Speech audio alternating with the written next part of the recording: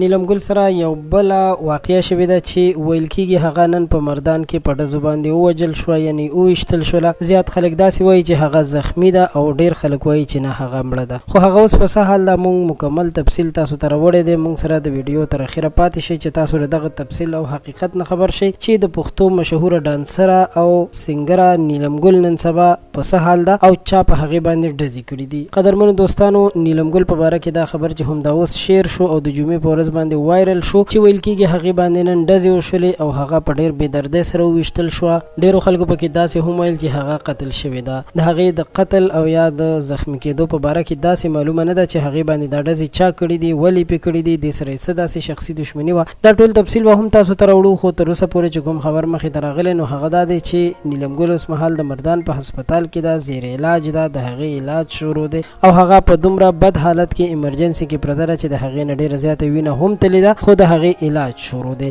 قدرمنو او درنو دوستانو، د هغې خپل خاوند سره هم ډېرې مودې نه داسې لانجې او مسایل روانو، خو د دې خبر په باره کې داسې تفصیل مخې ته نه دی راغلی چې آیا دا چا وجلې ده یا چا پرې ډزې کړي دي. دا ټول تفصیل به موږ تاسو ته راټولو، بیا به ستاسو مخې ته راوړو. خو تر اوسه پورې چې کوم خبر و هغه هم دومره و چې په نیلم ګل باندې ډزې شوي دي او هغه زخمي ده. اوس مهال د هغې علاج شروع دی.